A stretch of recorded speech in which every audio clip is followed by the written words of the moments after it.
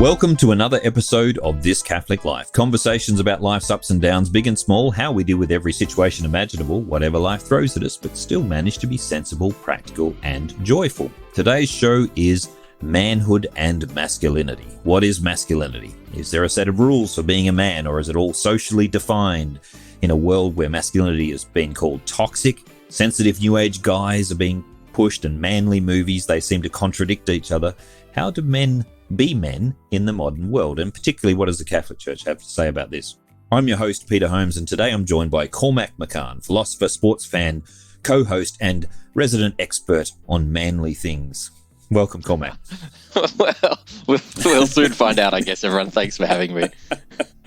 Yes, I was going to say lad things, but that's going to have a bad connotation later in the podcast. So, yeah, especially because I live close to Western Sydney. There you go. And I'm very happy to introduce it to everyone. Jim Jankiewicz, one of the key organisers behind the Men's Ministry Network here in Sydney. Welcome, Jim. Thank you, Peter. Good to be here. Now, I met Jim when he invited me, and we worked together briefly on one of the events in Sydney, which was one of the events for men, talking about manhood and masculinity, and we had some very good discussions ourselves, but also that day was a fruitful one of great discussions amongst the men there, and I learned a lot from that day. So we've had lots of contact since then, swapping resources, and I'm glad to have Jim here today to talk about this topic, this huge topic of masculinity. Now, before we get started, just a reminder that if you like the show, you should subscribe on your podcast app, and that way you won't miss an episode. What is masculinity? One of the problems with this is that lots and lots of people think they know what traditional masculinity means, but when you actually push a little harder and ask them the question, not very many people agree on this. So maybe I could throw it out there, perhaps deferring to people with more experience and wisdom. Jim, what would you say was the idea of masculinity or manhood as you were growing up? Yeah, look, that's for me, it's a difficult one. I was brought up in an alcohol-fueled, violent, abusive environment, and that certainly put the picture out there for me what a man should do. Yeah, and having converted to Catholicism when I was about 16 or 17. Sadly, I got the same message from the priest that got me to be baptized in the Catholic Church. You know, my memory of that is there's a God up there with a big stick. He'll clobber you when you do something wrong. Right. So in a way, for me, that was very comfortable because that's what I've lived through all my life. It's only later on when I came to when I met my spiritual director, I heard about this loving God and Mary, our mother, how she could lead us through Jesus and the Holy Spirit to our Father. And that was counterintuitive to really what I've learned as a child. So it was a whole new process for me to go from the doing things that men are good at to this being a man, being a child of God, and really getting in touch with that. Yeah, so that was a huge challenge for me to do that. Right. So maybe I'll go from one end of the spectrum to the other, to our young'un, Cormac. When you were growing up, was it in Western Sydney? No, and that's very different. I grew up in the eastern suburbs, and if you're from the eastern suburbs of Sydney, you make it very clear that you indeed live in the east and definitely not from the west. And having moved now closer to that area, I'm finding there's these old habits pulling at me, but being in the Western Sydney community, it's just like all these rumours that we were told aren't true. Are you saying then that the idea of being a man is different even from the east to the west of Sydney? Certainly how we perceived ourselves as men, probably there were definitely... Could you describe them? So you described what the east absolutely. thought? So I guess there's very much that the cafe culture was really driving itself ahead of its time in the eastern suburbs when we were growing up, and there was definitely a sense of masculinity as being very much associated with the corporate world, very much associated with working long hours, being incredibly well presented, sharp, shiny suit, driving a very, very nice car, it could be a Beamer or an Audi or whatever have you, compared with the idea, I guess, that we had of how it would be conceived in Western Sydney, which is more, I guess, with being a brickie, being a labourer, being someone on the tools more, someone who wouldn't be associated with the long hours, the fancy car, the fancy suit or anything like that. Then, of course, these were just conceptions that we kind of came up with in our minds. And Jim, my kind of family upbringing was, nothing like what you experienced. I'm kind of one of 10 children, 8 boys though. I'm the one of the younger ones, and so I always feel very sorry for my poor sisters because they whatever conception of masculinity they had to endure growing up with, it was full on and in their face all the time. So, so very, very different to what you experienced. But definitely we had these ideas that of wealth, power, success, and then as well as being very practical and outdoorsy, these kind of East versus West conceptions that we had. I grew up in the country, so my dad was definitely a city boy who had moved to the country, so he'd made that move, and he was educated. He had 2 degrees, and he was a school teacher, so he kind of didn't fit the country mold.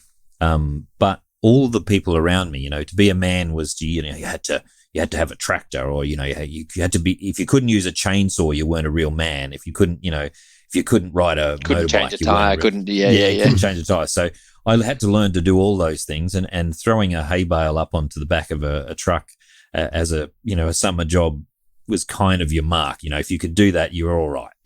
And also, but in the country, often drinking beer and playing football and punching other people became a kind of a mark of manhood too. Like, if you didn't drink beer, which we didn't because I was a Brethren, and, if you drink alcohol, you go straight to hell if you're a Brethren.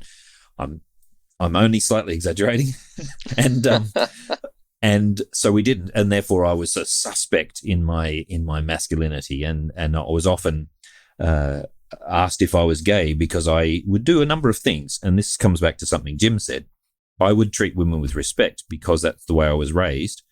I would not swear with the guys because I happened to be, the Brethren were big on no swearing. Not so much now that I'm a Catholic, but anyway, I didn't. We'd like swear. to demonstrate that a bit on the podcast, but we get bleeped out. I didn't swear. I didn't play sport because Brethren went into that, and I didn't treat women as if they were objects. So we were taught to treat women with respect. Now that made most of the men in my area suspect me, you're not a real man kind of thing. And whenever I called them out when they were treating women poorly, like wolf whistling at them and saying, "Show us your knockers," or whatever they said, I would call them out on it and say, really, would you talk to your sister that way? Would you talk to your mother that way? And they then, of course, retort with, "Oh, you must be gay," of course, which in those days was, a huge insult back when I was in high school. I don't know. I mean, they used to say things like real men don't eat quiche, and I kind of liked quiche.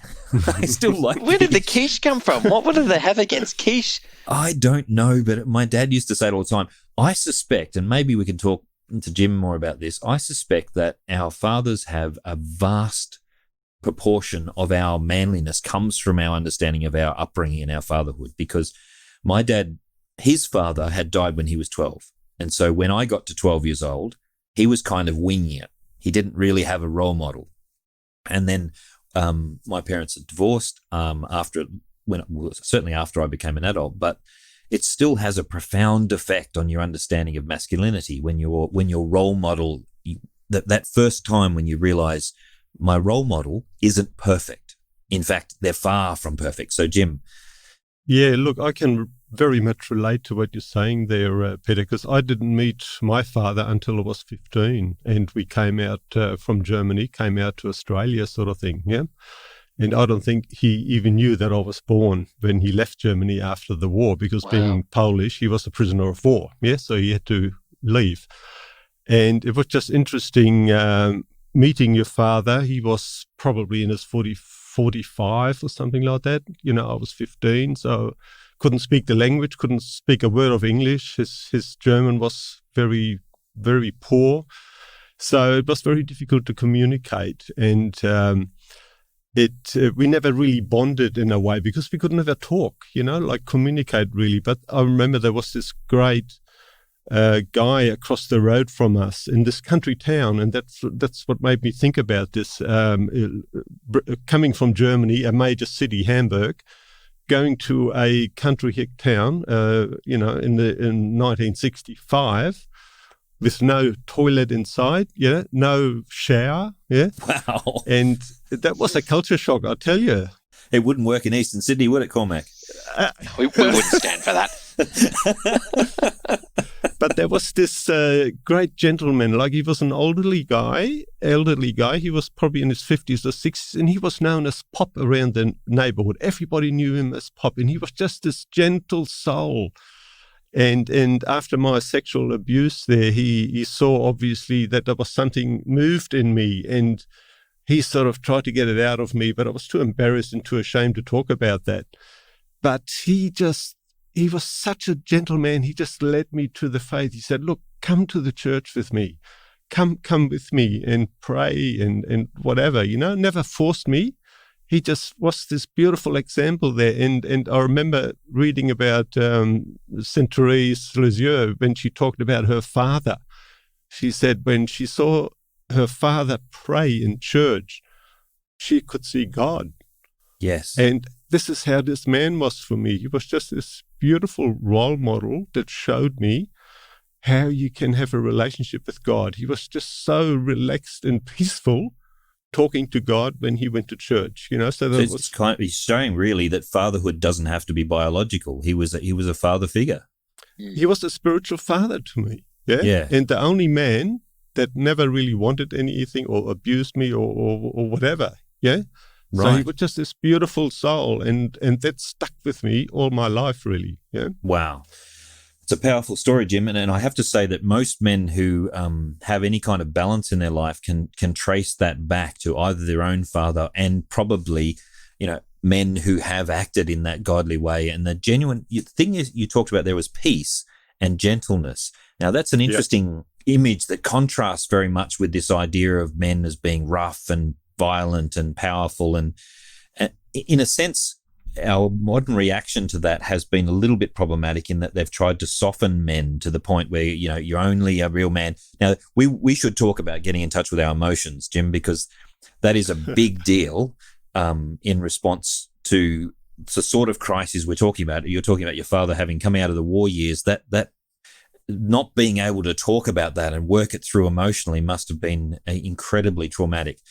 Look, and that's where that's where divine providence again came into my life. I didn't know any of his story. I didn't know any of that he had brothers or sisters in Poland. I didn't know any of that. And about 10 years ago, I just sort of had this urge to go to Poland to trace his history back. And I went on Heritage, that site, to try and get some information. And look, what I found out there, Peter, is just amazing. Like, he only had 4 years of schooling. He went through 5 working camps, like in the war, through the war. And I've never saw him in that light, Right.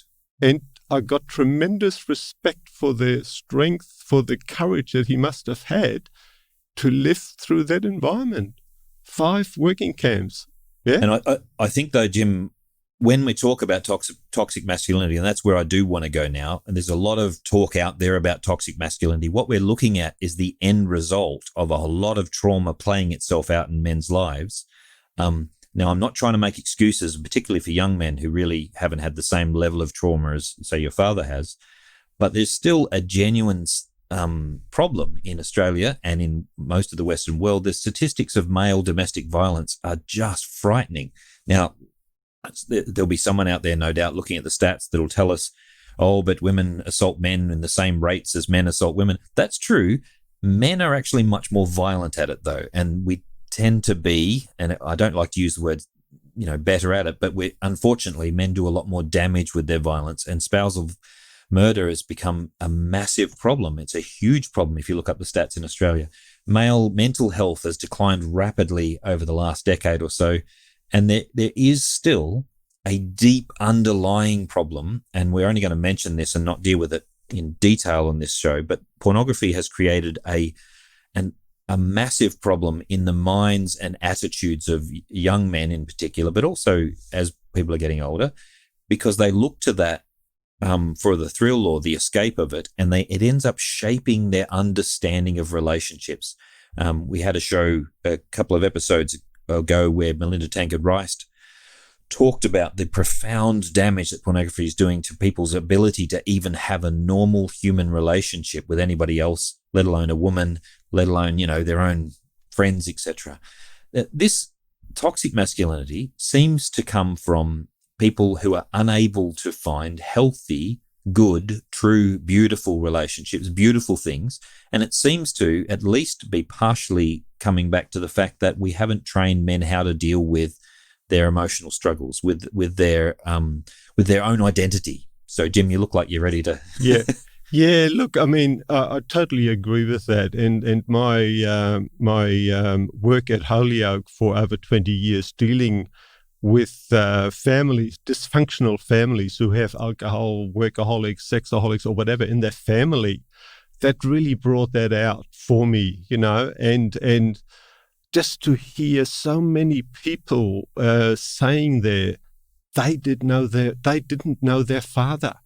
They knew nothing about their father, what his passion was, what his fears were, and that really got me going on this journey to men's ministry there, because I think us guys, we need to get out there and tell our story, no matter how hard it is. Yeah. Yeah. Because there's something in there. That's what makes us today. Yeah. And that's a powerful part of your ministry, Jim, and the ministries you're involved in, is that it's men telling stories to each other. And it's not just about your own biological father. That's very important, of course, but it's the stories of all the other men who've come through and wounded, but still kicking. However, I just want to make it clear, just in case anyone's listening to this, there is no excuse for violence. There's no excuse for losing yourself and harming those around you in addictive behaviors. There's no excuse for those things. We don't want to ever sound like we're excusing them. But getting to the root of the problem is the way of helping people deal with that. And I think it's a great point, Peter, touching on the root cause. Something I just will add in here is a lot of how this discussion about masculinity and toxic masculinity has taken place on a very public, corporate-driven platform. That we're trying to reshape the conversation, and instead of identifying the root causes of things we see, I see anyway, plenty of advertisements or campaigns that just simply say, no, you've just got to change your behavior in this way, because that's what the problem is ultimately, and there's no, it's amazing how shallow it is, and that's just, I guess, a consequence of maybe, that it's a corporate advertisement, and, it's kind of this, we've got to get on this virtue signaling bandwagon where it's like, no, we're in the right, we condemn this, wherefore this. But I just would love to hear your thoughts, Jim, about how we talk about the root causes, because corporate culture driving it isn't really, I don't think, having much success. It is not there, but just going back to some of the stories that I've heard over the years from men, and I think because we are doing people, we live in our heads very much, and the ego is very much part of us, of our being, if you like. Many men, or the men that have understood that anger is a feeling, it's not an action. When it becomes an action, it's abuse. But for men to understand that they need to own their anger, it's a feeling, yeah? And whatever lies behind that needs to be processed. And that's a difficult journey. That's a really important point you put there. Anger is often a secondary emotion. It's in response to some hurt or injustice or frustration or all those things. And you're getting to the, firstly, owning the emotion doesn't mean acting on it, as you said, but owning the emotion means to step back and say, what's under this? What's the cause? That's right. And how do I actually get to that? But a lot of men I've spoken to, Jim, feel helpless because they actually don't know what a good role model is. They don't. And part of the frustration is lots of people are telling them manhood is a bad thing. You being a man is a bad thing. Don't trust men, typical men, all those kinds of boys with toys, all those kinds of things. It's coming at men, but nobody seems to be presenting them with a positive, good, true, and beautiful model of masculinity. I don't know, Cormac, I don't know if you grew up with positive role models. I had a similar story to Jim's, that there was a gentle old fellow in our congregation as I grew up in the Protestant church who was just amazing with people. He just did things for people constantly. And when he died, we found out how much he was doing because, there were about 20 people in the neighborhood. We found out he fed every day. His wife made a pot of soup and he went round and fed them every day. And he'd given away most of his wealth by the time he died. So just a profoundly good Christian example. What about yourself? I mean, for young blokes growing up, what's the positive male role models? Well, I think it's a great place to take this conversation because, we can try and identify lots of instances of, negative expressions of masculinity. But, what does a good one actually look like?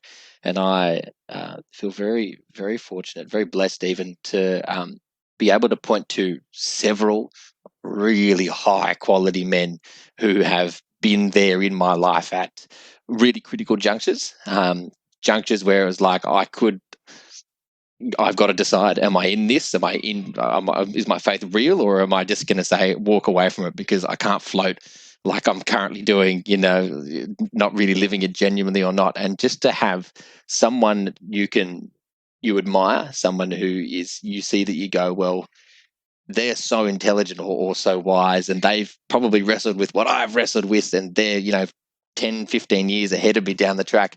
If they've made that decision, then that's, where they've gone. Well, how do I get there, and how do I work out, what do I need to do to get there? And having the courage to have those conversations. I think one of the big things with men is that we've got to show that we've got it all together all the time.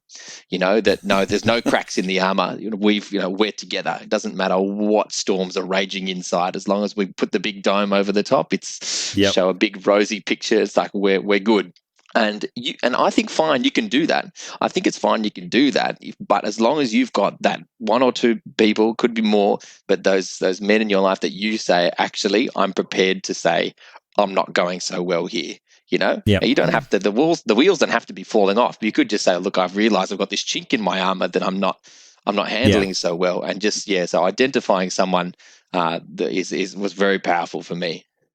But it takes guts to. I mean. What I've noticed is that the strength issue with masculinity is a big thing, and often men associate emotions with weakness, as in if you show your emotions, if you talk about a wound, it's a weakness. Whereas I've found I need more strength to be honest about how I feel than just to clam it down. To clam it down is like a retreat. It's a kind of cowardice, really. For example, and I'm actually feel my throat tightening up even as I'm saying it. This week was the anniversary of my father's death. It's only been 2 years. I still feel it. It's still It's irrational because he's been dead for some time now. I've come to grips with it. But when the date comes around, I get affected by it. I'm shorter of patience. I'm all those things that come with. And as Jim said, I've got to own that. I've got to actually realize this is something that's happening to me now. Where does it come from? It comes from the fact I miss my dad. It hurts. Yeah.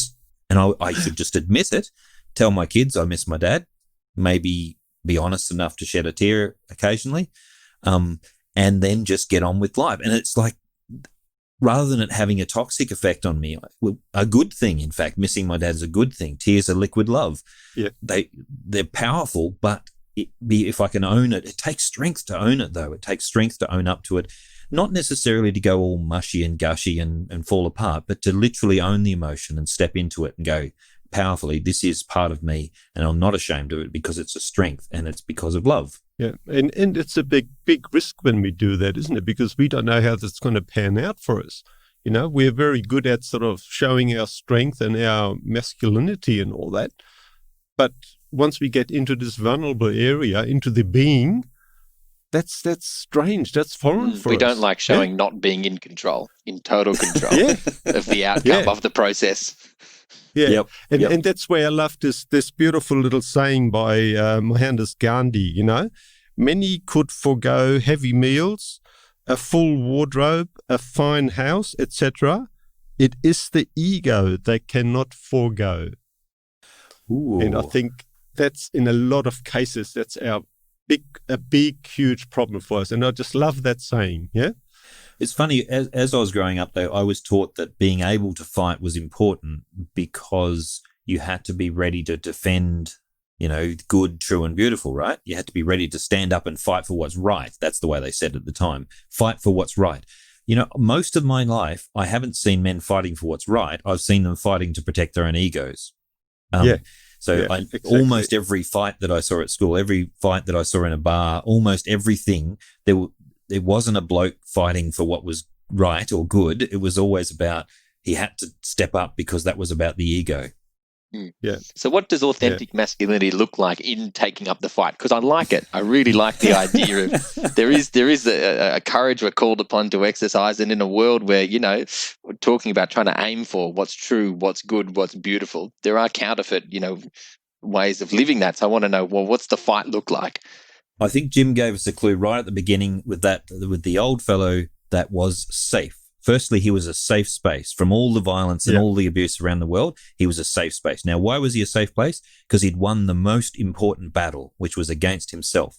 He had control of himself. He had control of his emotions, not in the suppression sort of control, but he knew himself, and he was right before God. He could peacefully be a safe place for other people. Now, as a husband, I am the most pressing threat to my wife because I'm the guy in her relationship, the one she's most vulnerable to. It's not saying I'm a violent person. I'm just saying literally the people who are most vulnerable to you are the ones closest to you and the ones that require your love the most. And so controlling myself first and being in not suppression, but comfortable with and open with my emotions enough to not let them turn me into a monster is the best way to defend her. And then after I've got that mastered, then it's possible for me to spread that piece outwards from that central core into being a safe place for others and protection from others who aren't in control of that. Yeah, look, I totally agree with that. And sometimes too, this inward journey for us, it's a very difficult one, We are we've been given this curse in a way of the urges, of the lower drives and desires. That's a curse that we've been given. Now, when you say that, Jim, you're talking about not just the sex drive, but the drive for power and contesting and being, fighting and wanting to win all the time, that kind of thing. Yeah. Yeah. Is that controlling us, or are we able to control that? And I think that's a journey inside of us. Yeah. And that's where I love the saying by St. Thomas Aquinas there about the order of being is the order of action, Right. If you never go deep inside of yourself, you will always act out of your head, out of your ego, out of your lower drives and urges and desires. Yeah. Right. So would you say I think the drive thing can actually work positively for men. You have, if I'm passionate about justice, if I'm passionate about caring, what was it that drove the young me in the locker room as the smallest kid in the entire locker room of the gym class, when someone makes a lewd reference to one of the girls in the class, that I stand up for and say, you can't treat a girl that way. That's not right. And then get myself punched in the face many times over the years. I would still stand up though. And it was because I had a drive, a genuine sense of justice that can't be put out there. Which translates into the bigger causes as well. There are That's good right. fights out there. We need good men, good men and women, but, good men in particular to get out there and kind of really be standard bearers for us. And I'm definitely not against, shying away from that kind of thing and getting into the contest. I'm happy, Cormac, to say we need more good men out there fighting, and not because we don't need women, but because, generally speaking, they're actually out there already fighting for these causes. And the ones missing at the moment are the men sitting on our butts, either too scared to stand up because we get told off, or we're just lazy, and we're broken, we don't know what to do. So honestly, men, in calling men to action, I'm not saying women aren't in action. I'm saying most of them are already on the front line doing something good. We need to step up. Why is it that they're arguing against pornography? Why is it they are arguing against abuse in family situations? Why is they are the ones arguing for better respect on the streets, in the workplaces, in the sports arenas, all those things? Why aren't we on the front line being the safe space for starters, and then stepping up and holding our mates to account? And I think that's a big thing, that we hold the people around us to account, not in a nasty way, because everyone's no one's beyond redemption. Everyone can come back to a good place. But holding them to account, say, mate, you can't do that. That's not the best you. That's not the best community we're talking about there. Yeah, that's right there, Peter. And I mean, I've had this experience where the image of Pop comes up to me sometimes when I'm in that sort of situation, you know, and I just recall how gentle he was, and you can move mountains with that gentleness, you know. Yeah, but that gentleness was strong, though, Jim, wasn't it? It was a strength that people around him could gather to and cling to. Powerful. Yeah.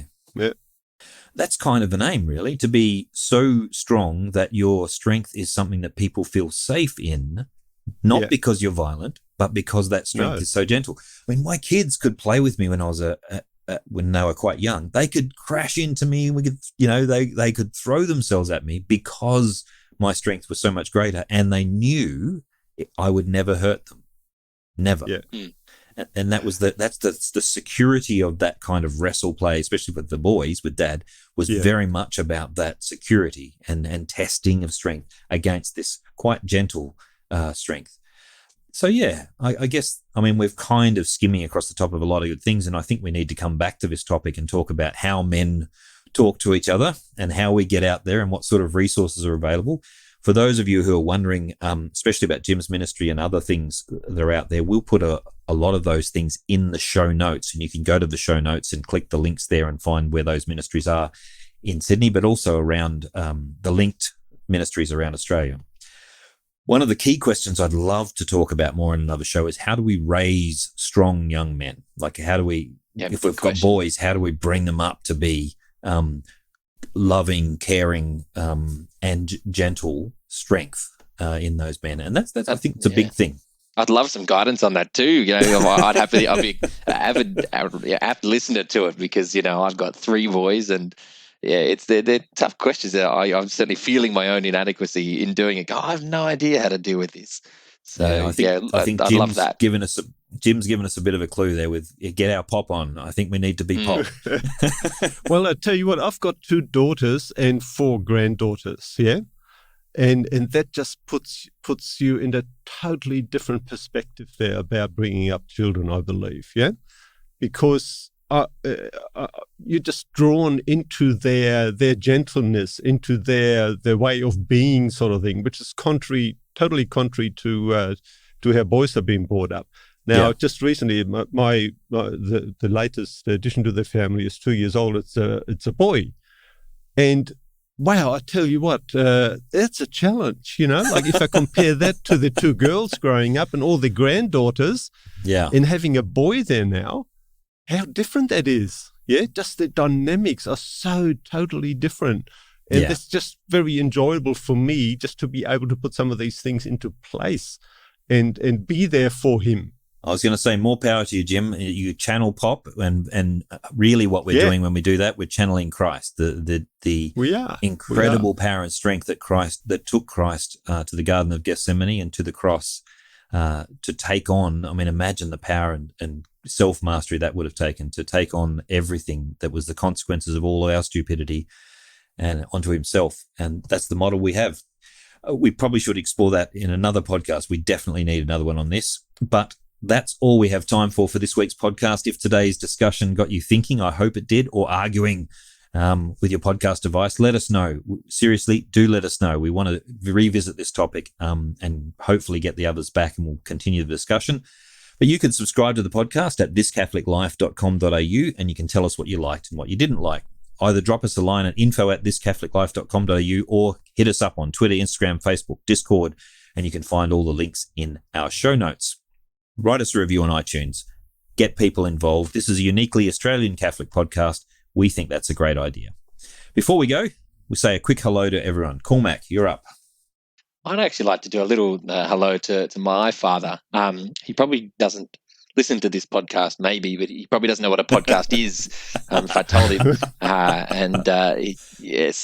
but I think it takes a real courageousness to be open to life, and I'm the 7th child of 11 actually, and to get down that far. Basically, I kind of owe my life and his openness and his yes and his courage very much to him. And it's not just to say, yep, you can have a child, but you raise that baby, in the context of a lot of others and a lot of challenges. So, very grateful to him and owing a lot to him for the man I am today. So, definitely want to say hello to him. Cool. Jim, would you like to say hello? Yeah, look, I'd just like to congratulate the Bishops of Australia, the Australian Catholic Bishops Conference, for putting on this wonderful virtual men's gathering on the 15th of August. I think that's long overdue, and I could only encourage men to partake in that, to go onto their journey and to learn about their relationship with God and Jesus and Mary and all that, And if you are interested in doing a face-to-face situation, there are 7 parishes in the Sydney Diocese: Chatswood, Eastwood, Enfield, Menai, Bonnyrigg Heights, St Mary's and Fairfield, where you can actually watch this in fellowship with other men and just listen to what the speakers and the bishops have to say about men, how we should step up and be accountable. It's a good thing happening here in Sydney, but have a look around. If you're listening to this in Australia or around the world, also have a look around your local area. There are always men who are worth seeking out. The ones I've sought out are along the lines of Jim's pop, and they usually aren't self-promoting. They're the old guys who are just plodding along, being a really good, humble guy. Go and find them. Yeah. Go and find them. Sit Go at to their the pub, feet, learn have some a beer, wisdom. sit down. Yeah. If you don't like beer, drink Canadian Club. I hear that. My shout out is to all the pops in my life, all the people who've gently and humbly led by example. Less words, more actions, like St. Joseph. That's all for now. Thank you for listening to This Catholic Life.